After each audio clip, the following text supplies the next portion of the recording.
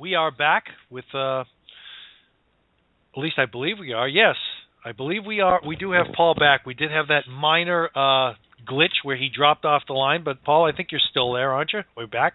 Yep. Yeah, I'm back. Fantastic. What happened?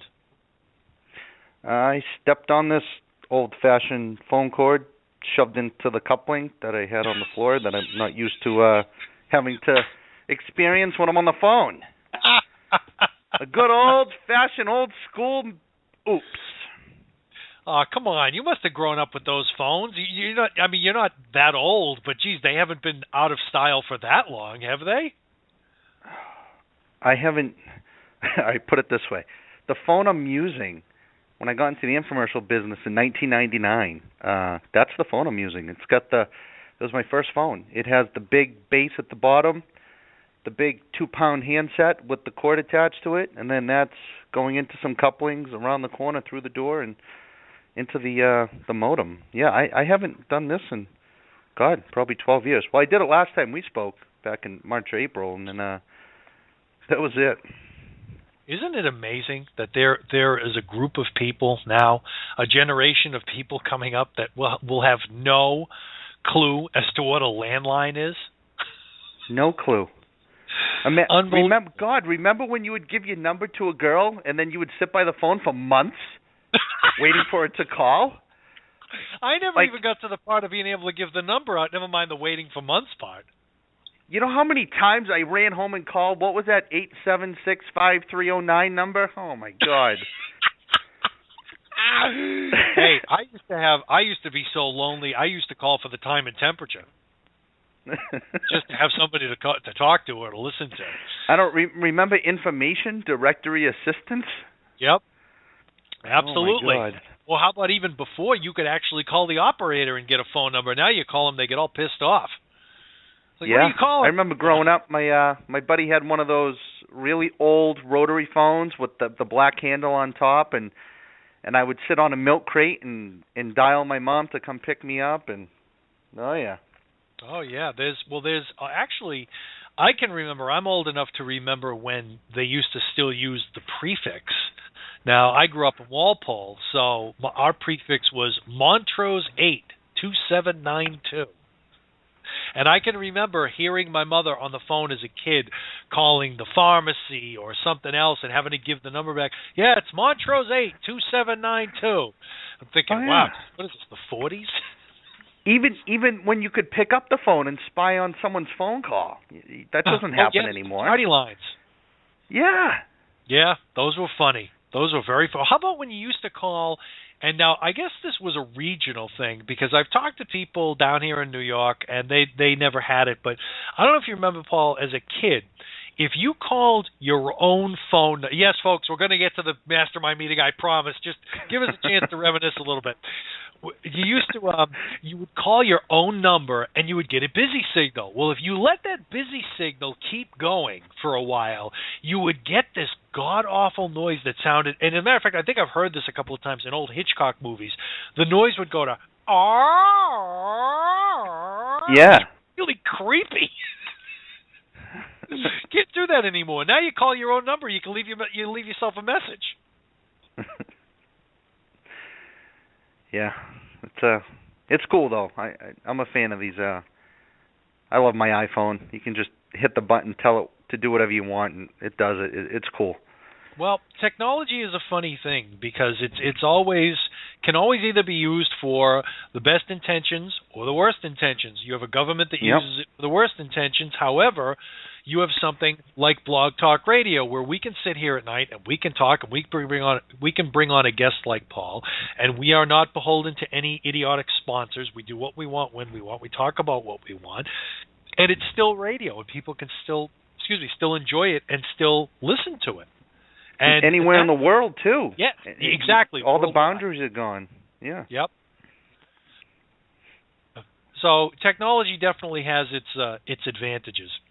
All right. In any case, we made you a promise. We're going to keep it. Okay, Paul. Before you get into the meeting, why don't you just, again, you gave everybody a brief overview. Tell them exactly what's going to happen. We talked about people having pencil and paper handy. So I'm going to turn things over to you. I'm going to sit quietly. And folks, if you hear a little dead air, it doesn't mean we lost our signal, although with BTR that's usually a prerequisite. It means that Paul is creating a dramatic pause for one reason or another, either to walk you through the meditation or give you a chance to adjust. So if you hear 5 or 10 seconds of silence, give it till about 20 seconds before you realize that we lost our signal. So without further ado, the mastermind meeting will commence with the mastermind. Paul, it's all yours. Okay, awesome. All right, when we get going on this, literally it's going to be 5 minutes to learn. It'll be a lifetime to master. So that's the fun part. Basically, I'm going to back up a little bit and share with you rather how I got introduced to this and the magic that has presented itself since. Just like many of you, I was on Facebook and I got a message by this girl Sharika, and we just started chatting, and I literally felt an amazing connection to this girl. And so we started talking on the phone, and we were just going back and forth and having these great conversations about life and energy and law of attraction and all this good stuff.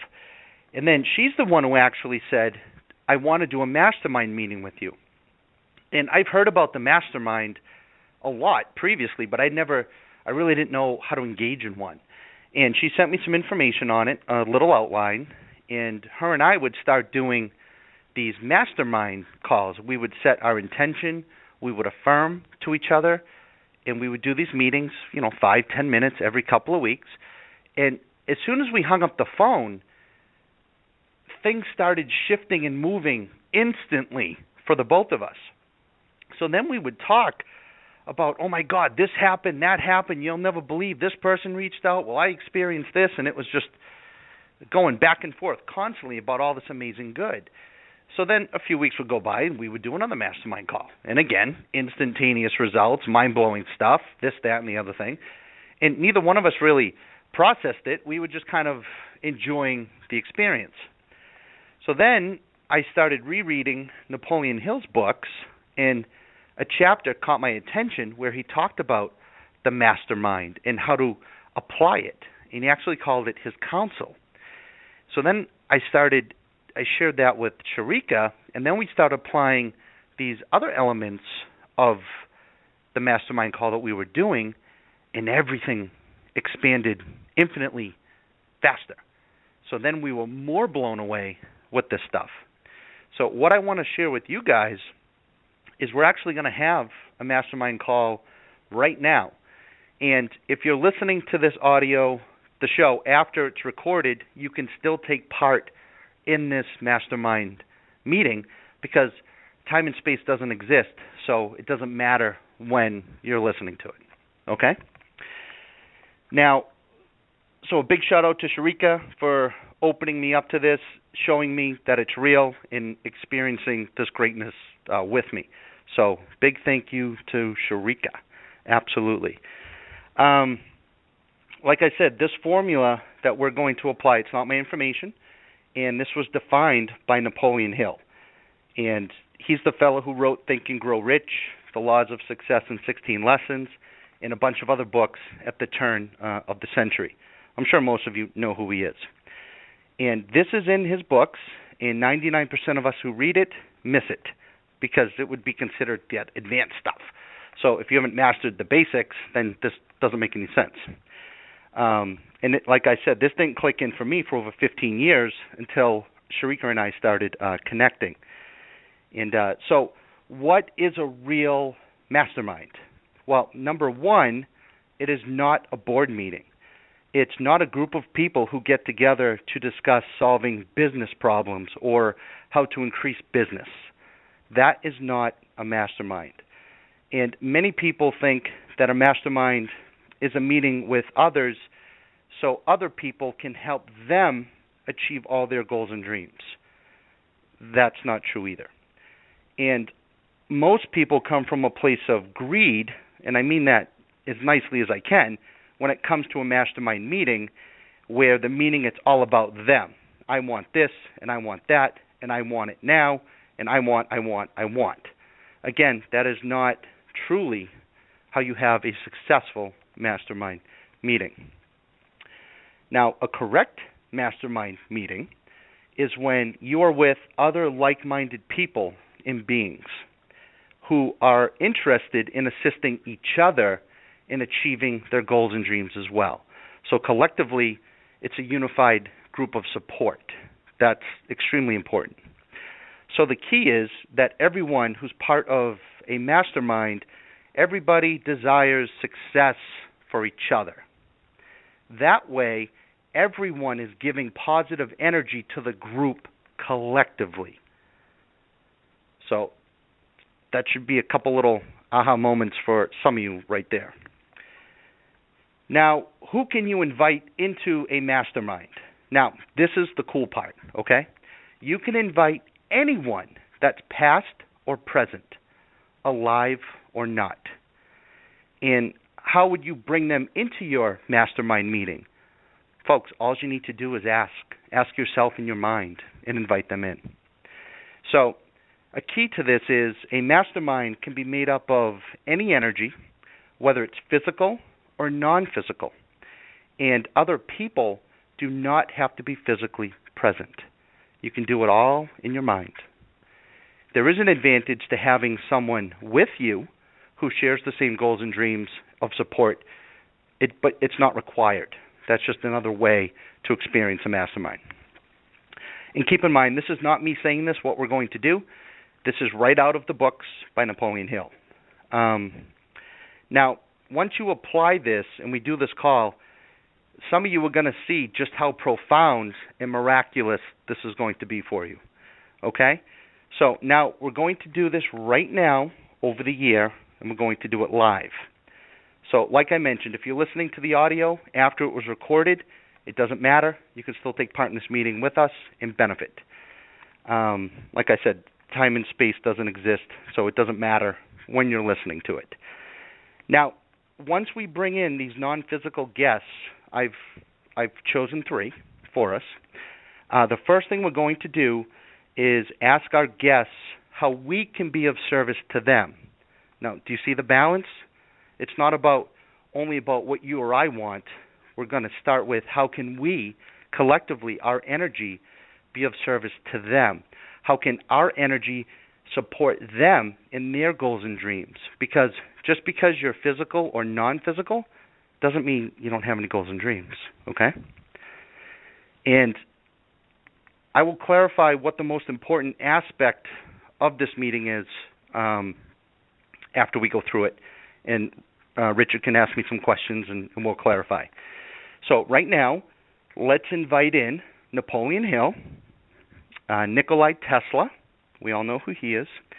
And I'd like to invite the collective consciousness of Abraham that Jerry and Esther Hicks connect with. I think those are 3 dynamic groups of energy and frequency for this example. Now, in your mind, let's all invite Napoleon Hill, Tesla, and Abraham into this meeting right now. So just say to yourself, I welcome you, Napoleon Hill, Tesla, and Abraham, into this mastermind meeting.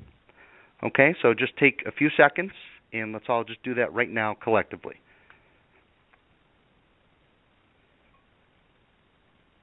Okay. Now, the first thing we must do is, well, first off, we welcome them to our meeting. Now, we want to ask them how we can help them achieve what they desire. Now, this is the magic. This is the balance. Folks, this is it, okay? This is what everyone misses. Now, we must ask them how we can be of service and support them energetically in assisting them in their goals and dreams. And like I said, just because they're not physical, does not mean that they don't have any goals and dreams, because we are all energy. So we're going to go through this quickly, because I know we have limited time, plus I know we're live on the air, and I don't want too much dead space over the air. And so for the next 7 to 10 seconds or so, offer your energetic support, your love, your energy to those 3 guests. Just ask, how can my energy be of service to you? That's all you need to do. Okay, let's take 7 to 10 seconds and do that now.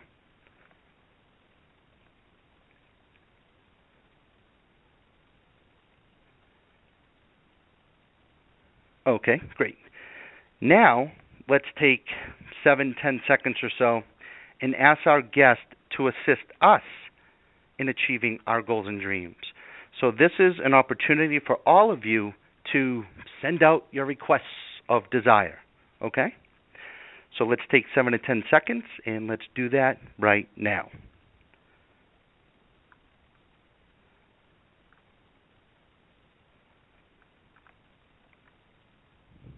Okay, now the next aspect of this is to affirm to our guests and to each other that what we just asked for is on its way to us.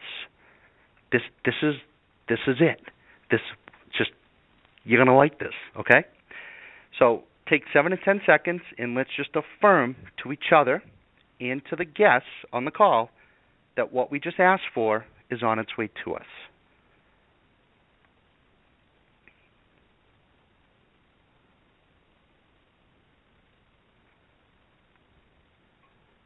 Okay, fantastic. Now, I am going to affirm personally to our three guests and all of you on the call that everything you just asked for is on its way to you with confidence, assurance, and knowingness. And even though it may not appear or show up as quick as you would like, it is on its way to you. So from this point forward, I want you to be aware of people, situations, and circumstances that present themselves, because those are the energetic clues that are going to bring what you just asked for right to your doorstep.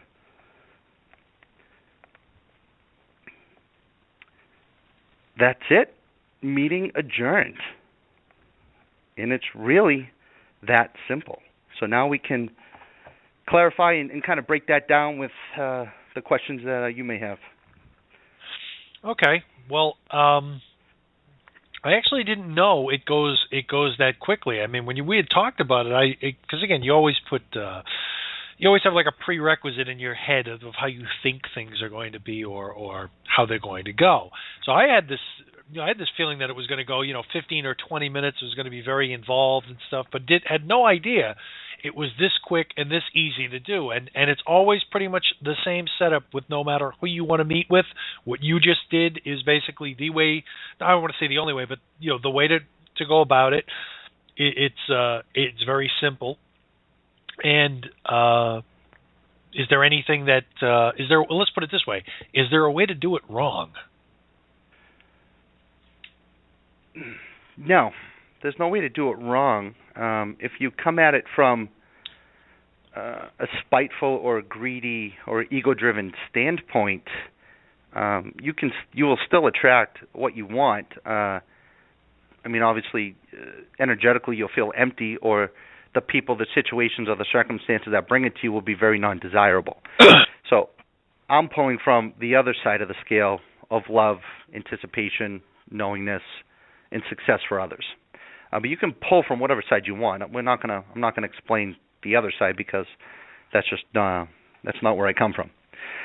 But basically, you can invite anyone you want. So if anyone listening wants to invite me into your mastermind call, you certainly can, because it's my energy that you're bringing into your meeting. It's not me physically. It's the energy that presents that is me. You could bring in parents, friends, grandmas, whoever you want, mentors, authors you like. It doesn't matter. A good bit of advice is you want to bring in people that energetically you feel good about, because at least you have more of an understanding of where they're coming from or where they came from energetically. So you don't want to invite in mean people when you want to achieve something blissful. If you want to achieve something spiteful, then you can invite in the mean people. But that's preference. I'm sorry, Paul. I didn't mean to laugh. It's just the way you said it. The immediate name, for some reason, that flashed into my head was Genghis Khan. Like, who would invite him to a meeting? Who would want the head of the Mongols? Do you know Genghis Khan back then? It was him and his horse. He had a mastermind that he controlled with his thoughts of over 400 million people. He could send forth a command or a broadcast and it would instantly reach 400 million people. Then maybe I was onto something. Maybe I mentioned the right guy. I mean, that doesn't mean his intention was loving or blissful, but he harnessed this technique in that way, and that was how he applied it. 400 million people, and it's just him on a horse. Okay, he can. Wow. Yeah, fascinating stuff with him. But yeah, these masterminds are extremely cool. They're very powerful. Now, the magic to them, the balance, is we've all heard ask and it is given. Yes. So a lot of people misinterpret that. They ask, oh, give me a new car, give me more money, give me health, give me this, give me. Ask, let's break it down. Ask and it is given. Have a meeting, invite your guests, ask how you can be of service to them. See the balance? How can they benefit from your energy? How can they benefit from your perspective? How can you help them achieve their goals and dreams? So now you asked first. You asked. Now when you ask what you want, then it is given. That's what that means. Ask and it is given. It doesn't mean beg, bitch, whine, and complain and be upset that no one's giving you anything. That's not asking. Asking, how can I be of service to you? Once that energy flows in that momentum, then you can then ask what you desire, and it is given. And don't think it needs to come in the form of voices or anything like that. Some people certainly do hear voices. Some don't. Mainly it will come into blocks of feeling that will present themselves, or people's situations and circumstances will go into action, and the answer to what you asked for will just be on your desk in a little envelope on Monday morning. So that's how that works. So don't misconstrue that I asked and I didn't get anything tomorrow. You will get exactly what you need because you asked how you could be of service first, so it is coming back to you. Well, the other thing is that I found interesting was your choice of guests. Now, you chose a man whose entire life was devoted to energy and I don't want to say the manipulation of, let's say, the correct usage of energy, and that's Nikola Tesla. That there was a cat that was definitely in touch with his higher self. I mean, this was a guy, despite all of the horrible screwings he got here in this reality, never stopped inventing and never stopped reaching back for the stars. And what made you pick him, just out of curiosity? Because I thought that was a great pick. Well, after we spoke the other day, I asked, I'm like, who would like to be in my mastermind for the call we're going to do on Saturday evening? And these three names they were just there as if tattooed on my arm. So it presented itself. And, these three people, obviously, I think everyone listening to, we've all heard of these three people, so they were able to relate and connect to that. So you get Tesla, and I think of Genghis Khan. Boy, isn't that a mouthful? That's but Genghis Khan, obviously, we don't know what his intention was. We can only read to how they depict him, so we truly don't know. He could have been this most loving, awesome guy, but they depict him as this savage warrior. But the records show that he had a mastermind of over 400 million people, with just him and his horse.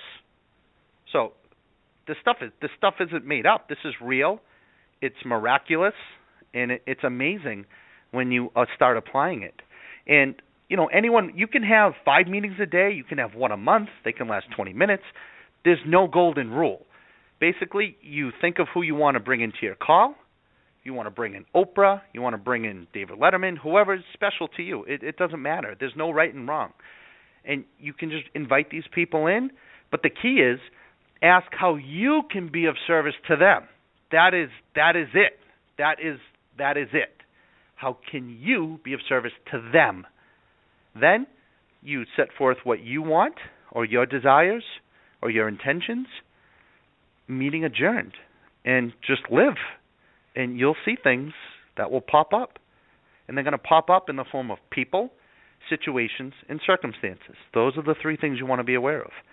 And you'll be like, oh my God, I can't believe it. In that moment, you have to believe it and get rid of that resistance, and then the rest of it will flow right to you. So you embrace it. Well, again, I don't want to keep pounding on the Genghis Khan thing, but I'm a big person on synchronicities. I'm huge on synchronicities. And so now I'm going to hang on to that, and I'm going to wonder why. I'm going to have to find out why I pulled that name out of so many threads. That came to me, and that you would have this information about him, and that he would turn out to be a mastermind. I mean, I could have said Jeffrey Dahmer, but no, I picked Genghis Khan. Why? See? So now I have happens. to think about why he popped in. We got a result instantly. And I'll share with everyone this. After I said those three names, I set my intention in my mind, and I invited in any other like-minded collective energy that wants to be part of the meeting. And then you start spitting out a name. And then we talked about him, then we verified there's no way to even prove that he was a savage beast like he's depicted. Right. Because that was so long ago. But we clarified that he was a master at the mastermind. Exactly, and now, of course, I have this strange vision in my head of us sitting in this big boardroom with these gigantic oak doors, and him just crashing the thing down, in that Mongol outfit, going, "Why wasn't I invited?" Yeah, and those of you on the call right now listening to this, some of you are going to have dreams tonight that just, listen, don't question it, just acknowledge it. That's just acknowledge that you had a cool dream. Don't question what the dream was about, okay? Because that's going to happen for many of you. That's to get into something else, Paul. You just swerved into an interesting area. I want to get your perspective on dreams, not lucid dreams, which I know we all know what lucid dreams are, and I know that you have meditations to bring those about. Dreams in general. What is your overview of dreams in general? I mean, are they never precognizant or never messages, sometimes a brain dump, always a brain dump, or is there always a nugget in there for you to get, or is it just your brain, dribbling out like an idiot after a hard day? It's a good question. The way I perceive dreams is it's proof that you don't need to be conscious to be consciously aware or awake or physical to experience bright, vivid detail or emotion. So it's kind of like an instant gateway to know that there's so much more to it all. And on the dreaming, I mean, when I was younger, even still now, not as much, but I used to go so far into a dream, I would have to wake up 5, 6, 7, 8 times. I would be within the dream, within the dream, within the dream, within the dream, within the dream, within the dream. And every time I would wake up, I would think I was awake, but then something would be askew. I'd look out the window, and it wouldn't be my yard or a different clothes that I wouldn't wear, so then I would know I had to wake up again. So I've had some really, really awesome experiences with dreaming, and I've also fought a lot of resistance in dreams. I used to be tackled or held down by the entities that I couldn't see. Just a force would hold me down, and I would have to fight and kick and try to wake myself up, and they would try to keep me into this paralysis, if you will. And then years ago, I learned from Napoleon Hill that the definition of persistence is persevering through sleep paralysis.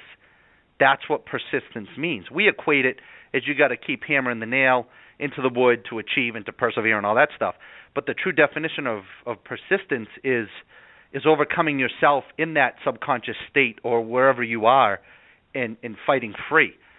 And I remember one dream, one night, the last time this ever had control over me was at my mom's house when I was younger. And in the dream, I opened my bedroom door, and there was this woman, or what appeared to be a woman, sitting Indian style, floating in between my room and my mother's hallway. And it was so real and so vivid, and I was walking to this entity or this being, and from behind I could literally feel two entities holding me and holding me down to the shoulders. And then I'm looking up over my head, and this thing is Indian style floating towards me, and it scared the living shit out of me in the dream. And in that moment I said, we're not playing this game. This is my dream. This is me. And I got up and I fought these forces off, and then poof, there was like all these bright lights, and then I woke up, and that's the last time I really ever had like a non-desirable dream. Like I fought whatever that was in that moment, and I was persistent, and that's my experience, or the answer to your question on dreams. Now my dreams are pretty good. Most of the time they're pleasant. Sometimes they're a little confusing, but it's all good at the end of the day. Okay, well, now let me ask you then, because you're somebody who's done a lot of videos on out-of-body experiences, what was probably your most interesting out-of-body experience that you can recall? The most interesting one was I do well when I'm in a lucid dream. I can astral project.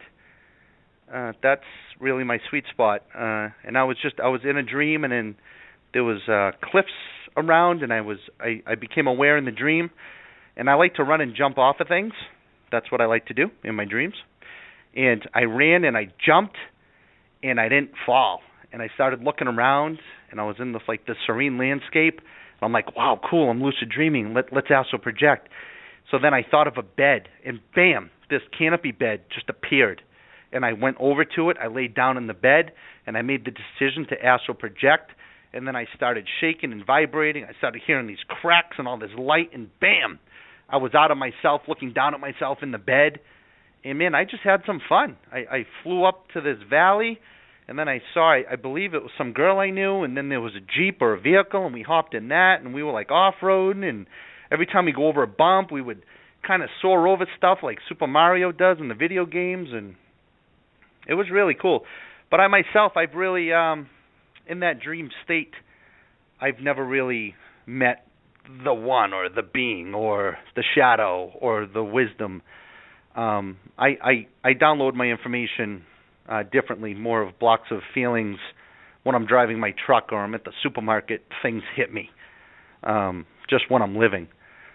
And like I said, everyone's different, and there's no golden rule. And if some people get, like a lot of people get upset, I listened to that audio twice and I can't astral project. Well, you got to be vibrationally lined up with yourself first. So you have to, and that means you have to feel really, really, really good about yourself all the time. And how many of us can say that? But that's really the first step. So if anyone listening struggles with that, you have to stop trying to force it to happen, stop getting annoyed that it's not happening, and go back to focus on feeling better.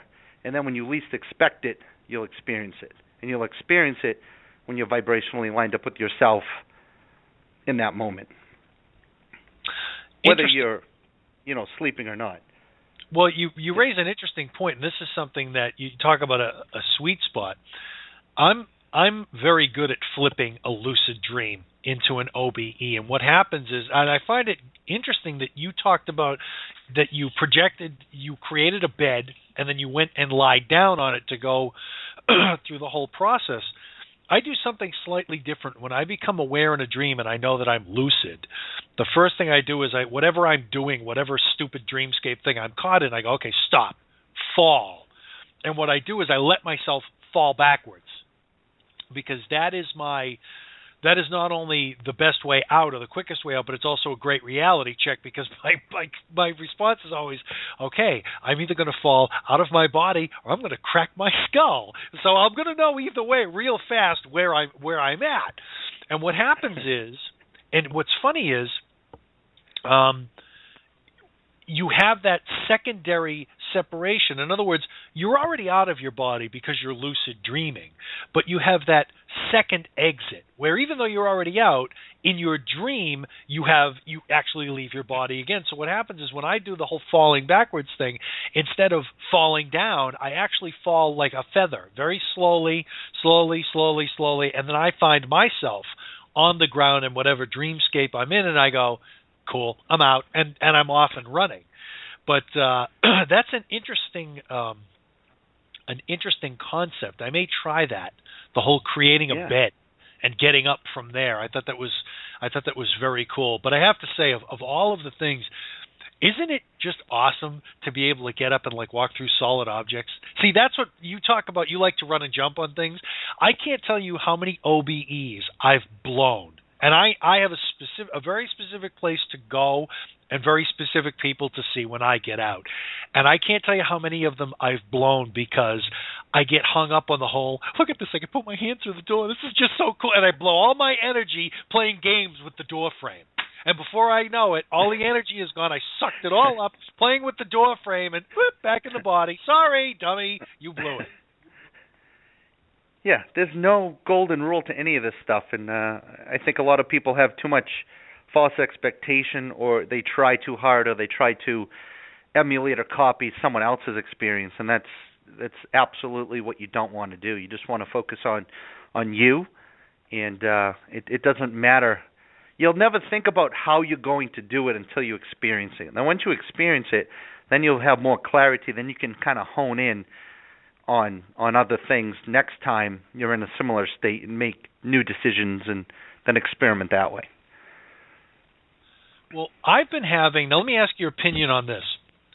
Do you think that it's, I don't want to say probable, so let's say possible, since we know that there are other entities floating around out there in the ether because we're all energy, so the fact that you can exist on multidimensional levels, and so can other people, obviously isn't lost on you. Do you think it's possible that somebody could mess with your exit and keep screwing you up from getting out? If you allow them to, anything can happen. If in that moment, if you show fear to that other entity that they can embrace and take, then yeah. But you're always in control. Just like if you want a coffee, you can make a coffee. If you're home by yourself, nothing is stopping you from making the coffee unless you put attention to something that's not there, and then it exists, and then that will prevent you from the coffee. Like a thought saying, oh, you shouldn't drink it, it's too late. Well, the thought's not physical, so if you put attention to the thought, then it becomes real. It's the same way. It doesn't matter what dimension or what state we're in. If there's good and bad energy, there always will be. It's what makes everything up. It's just it all comes down to what you're going to put attention to and what you're going to allow to decode is real. So the person, we have that power and control always. One thing you can do is before you go to sleep, you can just surround yourself, just generate loving, positive feelings before you go to sleep, and then that will give you a layer of protection too, because then that other energies are getting absorbed by that beam that you're surrounding yourself with, or that cloak, so they won't be able to present themselves in that non-physical state. Well, the reason I ask is because the last 3 or 4 exits I've had have been blown up at the very last possible moment by the strangest things. And I was starting to wonder, geez, is somebody screwing with me? And the reason I ask is because the catalysts were so strange. I had one, I was in my meditation chair and I was listening to binaural beats. And I'm sorry, Paul, they weren't yours. They were part of a program, Mastering Astral Projection, that I have. And what happens is they play a certain set of tones, and then after a certain amount of time, they move and they change and they go to a different set of tones. Well, here I am, and I'm getting right in that perfect launch pad area. I can literally feel my feet on the launching pad. All systems are go. The retro rockets are firing. I'm ready to jump out. Beep, boop, and it changed tones, and I went, oh, shit, what the hell was that? And boop, gone. Okay, blew that one. All right. About 2 or 3 days later, I'm in the very same spot, only I made sure I wasn't going to listen to those tones. So I'm listening to rain falling. Perfect, right? It's the perfect thing to put you into that state. I'm there. Now, I have, as everybody knows, I rescue cats. I have a custom-built cattery for them. They have their own house. They have their own heat, their own lights, their own AC, their own everything. They live better than most people. But I have one cat in the house because he is FIV positive, can't be with the other guys, and his name is Stash because he has a mustache. Stash goes around this house, pretty much lives his own life, does whatever the heck he wants, okay? I'm in launch mode, T-minus 2 seconds. For some reason, I got my headphones on. I'm oblivious to the outside world. Stash must have come over, hopped up on the desk, and was inches from my face and got right in my face and went, meow, boom, there goes that one. I'm like, what is going on here? What do I have to do? Do I have to lock myself in a soundproof room or some kind of an atomic bunker so I can have an exit? Is somebody screwing with me? What's going on here? So that's why I had to ask, just because the last few of them have had that whole, I'm going to get out. No, you're not. Here's a bowling ball to knock you down with. And it's been driving me bananas. Yeah. Well, pets are very intuitive. They respond to energy, amazingly more purely with less resistance than we do. So he may have foreseen an experience that he knew you wouldn't like. Who knows? But, there was a vibrational match somewhere that caused that experience to be debunked. Well, either that or maybe he freaked out seeing me start to come up out of my body because, as you say, you never know. Yeah, animals are completely intuitive. Yeah, they don't have the. See, this is a great thing about. To just use a quick similar story. I went to last weekend. I went to a farm stand. We have a lot of them out here on the island, and of course, it gets to be fall, and every jerk from Nassau County and the Bronx and all points west have to come out here to buy a pumpkin. So the farm stands are alive with people. So I took a family outing, and Sean, you know which family I'm talking about, but took a family outing to this thing. And one of the things that I saw, which I thought was great, was they had this windmill, and it was probably about 20 feet high. Well, there was a goat up on the top of the windmill on this little catwalk around the windmill, and kids were sending him up goat food in a cup, and he'd empty out the cup, and he'd actually send the cup back. So everybody's amazed but what I'm looking at is I'm saying, this goat is on a ledge that can't be 18 inches wide tops, and he's walking around like he's on flat ground. And it was one of those amazing things about animals that plays into this, which is animals don't have a fear of heights. They don't have a fear of death because they have no knowledge of it. They don't have the mental blocks put into them that we do from early ages that say, no, you can't see invisible people. No, there are no such things as ghosts. No, there is no life after death. No. And that's why animals are so intuitive, Paul, because they don't have the baggage that we've been saddled with. Yeah, no resistance. Yeah. They're open to receive the moment. Yeah, exactly. Yeah, they're completely, they're right in their id. They're right there, and that's the great thing about them. And I have had, multiple times, had this particular cat and my dogs know that somebody's in this house, because animals don't do that. They don't just go stare at something because they don't have anything to do. When they're staring at something, trust me, there's something to stare at. Somebody's there. Yeah. And that's something you need to be aware of. If you have animals, folks, and they are exhibiting what you may think is bizarre behavior, follow up on it, because chances are somebody's in your house that either was welcome or not welcome, but they're there anyway. So you may want to use your animal as a guide. It's just like the animal is being defensive, then there's a good chance that's not a healthy energy, so you in that moment can command it away. Even if it's Genghis Khan. Even if it's Genghis Khan. But, going back to Genghis Khan, like I said, we can only think of him as how the books depict him, the history books. Well, come on. Let's go. Come on. Who knows? It's made up. What if he was the most loving, blissful dude? We don't know. Well, we can't assume. It's been said history is written by the victors, and it's true. Yeah. The people who lose don't get to write the history. It's whoever won. And they're always going to take that and twist it to their, their advantage. Yes.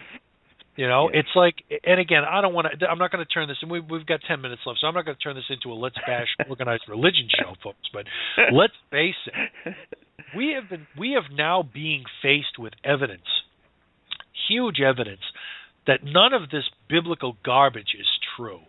And the fact that people follow it so blindly always amazes me, especially people who are intelligent, they're smart people, they're scientific people in some cases, but yet they want to believe that this made-up book that happened years after the actual quote-unquote events that they purport to report on were made, and nobody ever questions the fact that the guys who wrote these books, who wrote the Gospels or whatever Gospels you're following, where was it ever said that they were uncorruptible? Or where was it ever said that they were uncorrupt? Where was it said they don't lie? Well, who's to say they didn't have imaginations back then? I mean, I'm not doubting anyone's belief at all, but I'm just saying, like, even with like all the ancient aliens and the aliens, and they go back and we look at the things that were made 5, 10, 20,000 years ago that shows all these depictions. And it's cool to think, yeah, maybe aliens came or maybe they are, and it's all great, and I'm a fan of that stuff. But nobody ever talks about what these people had no imaginations. They couldn't draw a horse with a snake head. Like, that doesn't mean there was a horse with a snake head. Like you and I, we and everyone listening, we have brilliant, vibrant, dynamic imagination. So if you look back at a lot of this history stuff, they don't talk about anyone having an imagination. Like, just think about that. Yeah, no, everybody in biblical times was just a mindless automaton, and they were with no imagination. Right. Yeah. They were either nobody had imagination. They were either with Pharaoh's crew worrying about the next temple to be built, or they were one of the slaves building the temple. None of these guys ever got together after work and quaffed a few brews and thought, I got a better idea for that because I've been using my imagination. No, that never happened. None of that ever. There was no imagination, nothing. Yeah, so, next time you're watching history, I mean, I love that stuff. I'm a fan of watching it, and I'm enthralled by it. But just when you're watching them, these guys depict their perspective, just say, what if that dude just had an imagination? Who drew that? And then everything he says for the next 30 minutes, you're just going to look at it a little differently. That's all. Just give yourself a little more, presence, I guess, in that moment. Here's another possibility to entertain. What if that dude was just on drugs? Drugs have existed for a long time. Oh, yeah. So no one had drugs. No one had imagination. It was all aliens and apostles. Yeah. Yeah, nobody got stoned. Listen, I could be wrong. I could be categorically wrong, and I'm not trying to change anyone's perspective at all. I'm just bringing up a different way to maybe look at something, just to ask the question. And then you can stick with whatever works for you. So. Well, that's it. It is whatever works. But the fact that people won't ask questions, that troubles me. Because I'm one of these guys, I always have to know how things work. And this was something my mother always used to love to use to try to emasculate me as an adult. Whenever I took you anywhere as a kid, you always, what's that? What's behind that door? What's in that room? Yeah, gee, I'm sorry that I'm seeking knowledge and answers, and I'm really sorry that put you out as a mother and somehow made you feel like less of a person. But yeah, I want to know how stuff works. I'm one of those people that's always looking to pull the curtain off on the magician. I want to know how this stuff is done. And yet you have people that just don't question anything. And this is why, it's been said, Paul, that the world's all screwed up because of we got away from God, and there's no more 10 Commandments in the schools, and we're turning our back on our Judeo-Christian values. those same Judeo-Christian values that send you to war about every 15 minutes, those Judeo-Christian values. And it's not that. That's not why this world and this country is unraveling. The world and the country is unraveling because, again, people have abdicated any kind of self-responsibility. They just believe what they're told. They go along because it's a shortcut to thinking. It's easier to just believe the lie than it is to sit there and say, hey, wait a second. But it's not nearly as fun. No, hard work is fun to question it, reanalyze it, see what feeling presents itself, and then make a new decision. And like we talked about, everything is subjective, so everything's cool at the end of the day. One thing I do want to mention, just backing up to that whole astral projection and dream topic, there's an audio I created since the last time we spoke. It's really powerful. So if anyone hasn't listened to it, you should go on YouTube and just type in Paul Santisi self-creation. And I'll tell you, this audio is really cool. It's focused, it's in 3D, and it's focused around an Om mantra. And I chose an Om mantra that is supposedly the most balanced or close to the resonance of the Earth's vibration. But anyways, the first time I listened to it, because when I create these audios, I create them, I get the feeling, and then I create them on that feeling, and then I listen to them over and over again until I experience what the intention was. Then I share them. I just don't make these things and put them out there. So everything's backed by experience. And with this particular audio, I was listening to it, and what I tell you to do is to focus on the Om. Don't focus on the affirmations. And I was listening to it, sitting in my chair, and I felt this immediate draw into my solar plex that was just this strong intensity. And before I knew it, I actually felt myself folding into myself, and I couldn't feel anything. My arms, nose, legs, I wasn't aware of my breathing. I just became consciousness. And that's something, in addition to a lucid dream or astral projection, is getting to that point of just being the consciousness. So I was literally just a consciousness in black space while I was listening to this audio. I couldn't hear any of the affirmations. I only heard the Om. So that's something that you may want to check out or listen to a few times, because that audio moves people too into energetic dimensions that'll just blow your mind. Well, let me make sure I put the correct link in the chat room. It says, mind-blowing, 3D, sound-guided meditation, self-creation, connecting to source energy, Paul Santisi, 1 hour and 12 minutes roughly. Is that the right one? Yes, that is it. Cool. Now I have something to do. Yeah, and then those affirmations they talk about connecting you to source and infinite intelligence or collective being or knowledge or ether or whatever you want to call it. Yeah, it's really cool. That's a great one. And you also have, obviously, your own website, paulsantisi.com. Paul Santisi. Actually, there's paulsantisimeditations.com that have all the audios, the courses, and the meditations, and the coins, and everything that I offer. Everyone can listen to this for free. I did create a 5-CD course titled Feelings versus Thoughts, and I talk about how to differentiate thoughts versus feelings and how to use your guidance to guide you versus your thoughts to control you and how to clarify that. That's free. You can listen to that. You can download that if you go to paulsantisifeelings.com. That's free. It's a free 5-CD course, very effective. And then you can go to paulsantisi.com. That's my Insiders Club. And then that's a great way. I share boatloads of additional content, and then I keep everyone updated on what's going on. So you can become a free insider. And we have a Paul Santisi meditation app coming to your phone and tablet. Hopefully that will be up and going by the end of the year.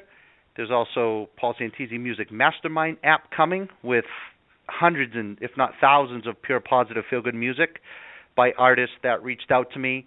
I taught them how to harness and use intention into their music, and that's coming. And then we also have the network, Direct Impact Television, which will be a 24/7 pure positive program network launching shortly. I have about half of the initial programming done. We're working on that. So there's so much coming. And then if you go to paulsantisimeditations.com, there's tons of free audios that you can download. Use the links on the left, and then make sure to connect with us on Facebook, and we have a bunch of pages there too. Yeah, amazing. We're getting there. We're getting there. Amazing. The man and his empire, folks. Mr. Paul Santisi. Paul, it was a great... free empire. Yes, I create it's a free everything, empire. and I give it away and back to you for free. There is an exception. There's a couple courses that there is a fee, because that's additional specific knowledge on specific stuff. But right now I believe there's 150 hours of free content that anyone can listen to and benefit from. 150, I believe we're up to. And I haven't even started. I haven't even begun. I've only scratched the scratch of the surface of what we're going to create and share. So it's at the beginning of the beginning of the beginning. All right. Well, Paul, thank you very much, my friend, for reaching out and for coming on. Couldn't have asked for better. It was the 2 hours went so fast, and you know you're always welcome. Whenever you want to come on again, you just give me a ring on YouTube on Facebook, and we will do this again, my friend. Thank you very much. All right, I appreciate it. I appreciate you. I appreciate everyone listening, and I appreciate everyone that will listen. And as always, keep the comments pouring in. And everybody, just keep being you and keep being great. All right. Ladies and gentlemen, Paul Santisi.